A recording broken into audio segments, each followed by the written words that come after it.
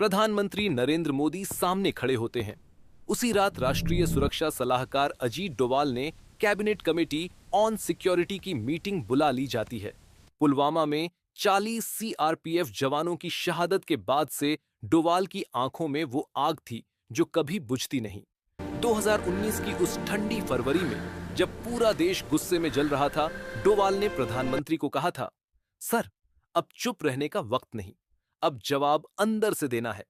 Table पर प्रधानमंत्री नरेंद्र मोदी, गृह मंत्री अमित शाह, रक्षा मंत्री राजनाथ सिंह, विदेश मंत्री एस जयशंकर और रॉ चीफ सामंत गोयल मौजूद थे। कमरे की रोशनी मध्यम थी। दीवारों पर पुरानी घड़ियों की टिक टिक के अलावा कोई आवाज नहीं। बाहर दिल्ली की सर्द हवा खिड़कियों से टकरा रही थी, मानो वो भी फैसले का इंतजार कर रही हो।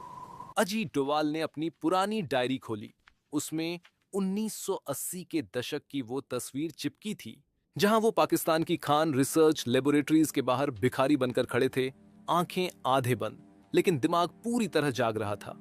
उनकी उंगलियां मेज पर हल्के से थिरक रही थीं। वो उनका पुराना तरीका था, सोचने का, वक्त का इंतजार करने का।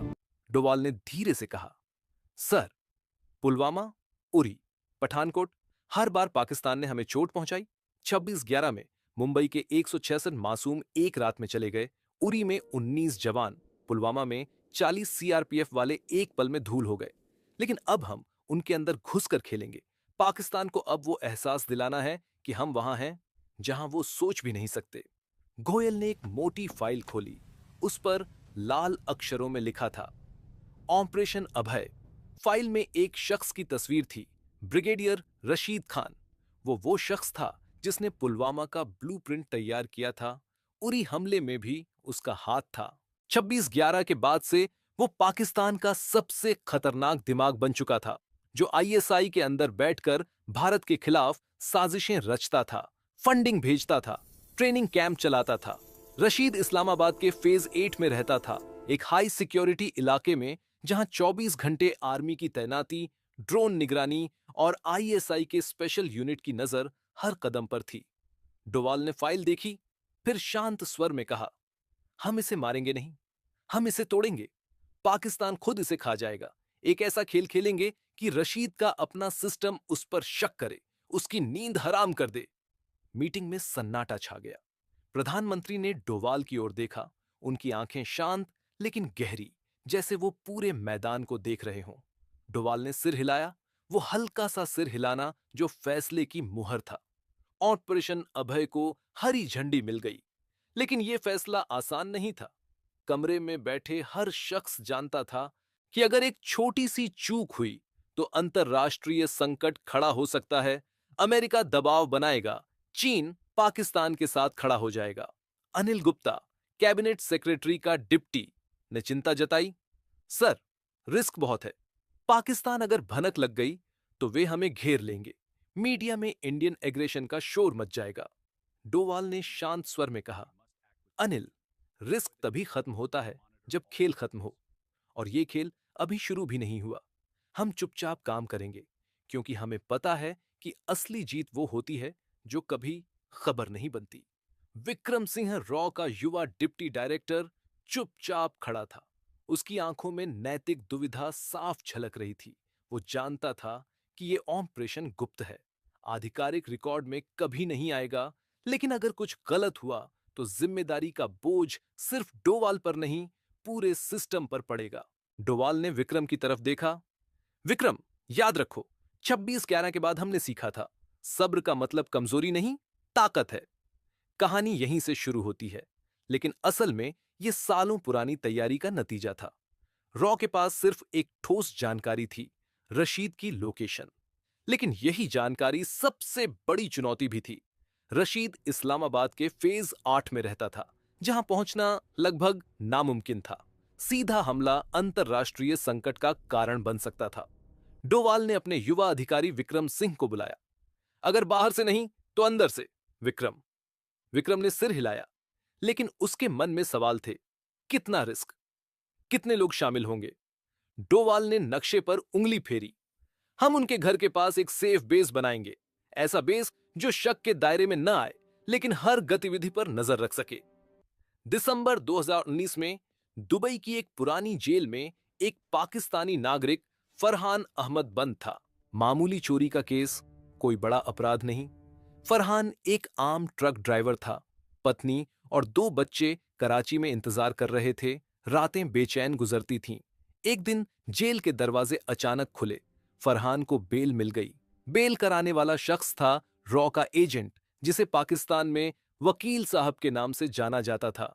एक शांत, सूट बूट वाला आदमी जो डोवाल की सोच का हिस्सा था। वकील ने फरहान को बाहर निकाला और एक साधारण कैफे में बिठाया। मुझे तुम्हारी जरूरत है फरहान, वकील ने कहा, आवाज में वो शांति जो सालों के अनुभव से आती है। फरहान उलझन में था। उसकी आंखें घबराई हुई, हाथ कांप रहे थे। क्यों?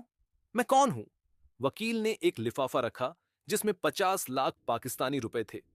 यह तुम्हारी जिंदगी बदल देगा। पाकिस्तान और दुबई में मेरा कारोबार है। मुझे भरोसेमंद पार्टनर चाहिए। फरहान ने सोचा, यह ऑफर असामान्य था, लेकिन पैसों की सख्त जरूरत ने शंकाओं को दबा दिया। कुछ महीनों बाद फरहान पाकिस्तान लौट आया। दिल में एक अजीब सा डर, लेकिन नई उम्मीद।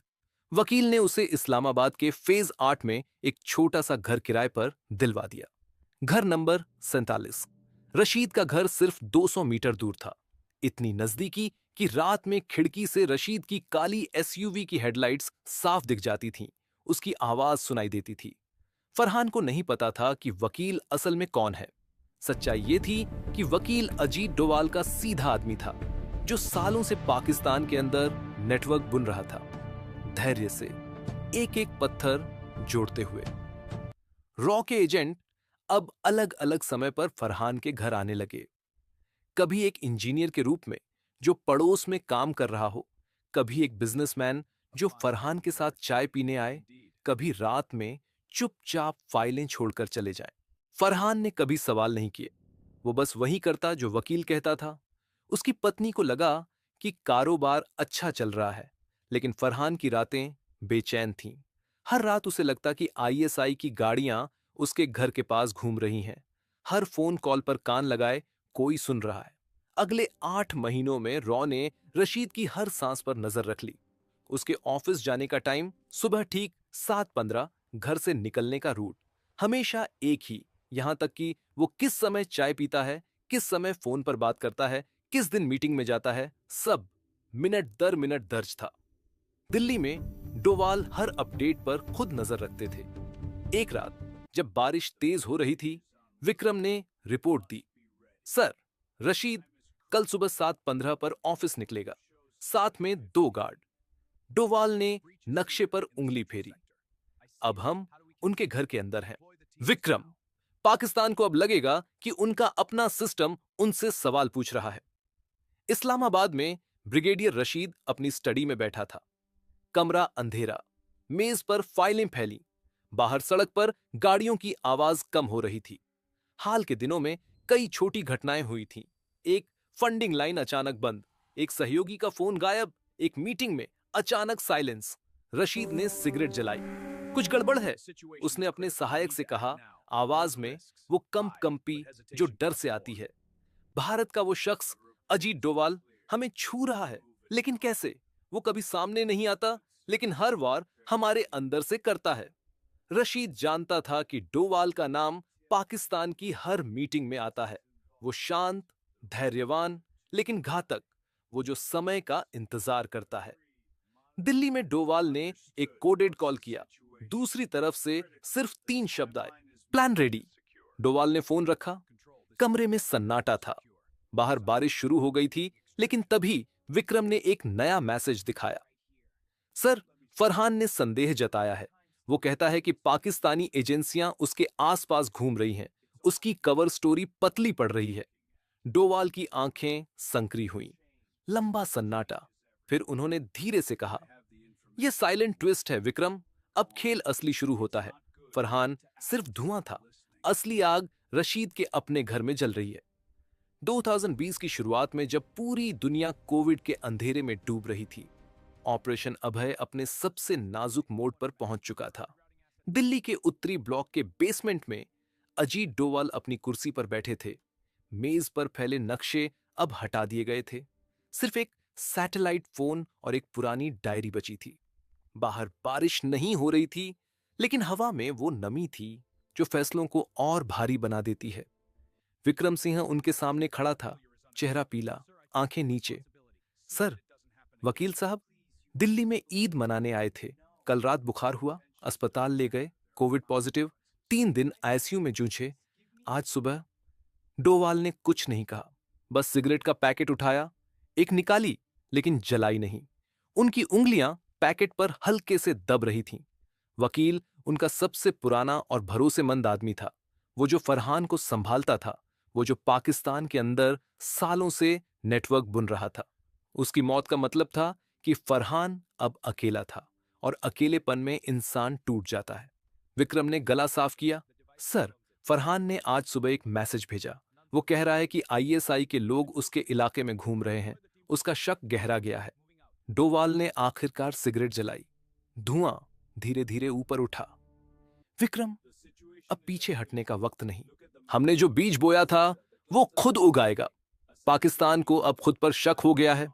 उन्होंने फोन उठाया, एक कोडेड मैसेज टाइप किया, सिर्फ 2 शब्द, प्रोसीड। फिर फोन रख दिया। कमरे में सन्नाटा इतना गहरा था कि घड़ी की टिक टिक भी सुनाई दे रही थी। इस्लामाबाद के फेज 8 में फरहान अपने घर की खिड़की के पास खड़ा था। हाथ कांप रहे थे। वकील की मौत की खबर मिलते ही उसका मन डर से भर गया था। वो जानता था कि अब कोई कवर नहीं बचा। रात में उसने पाकिस्तानी एजेंसियों से संपर्क किया। शुरू से ही उसका शक था। वो पैसा, वो ऑफर, वो गुप्त मुलाकातें, उसने सारी जानकारी दे दी। घर नंबर 47, आने जाने वाले लोग, रशीद की लोकेशन। आईएसआई के एक अधिकारी ने फोन पर सिर्फ इतना कहा, तुम सुरक्षित रहो, हम संभाल लेंगे। लेकिन फरहान जानता था कि सुरक्षित अब कोई नहीं था।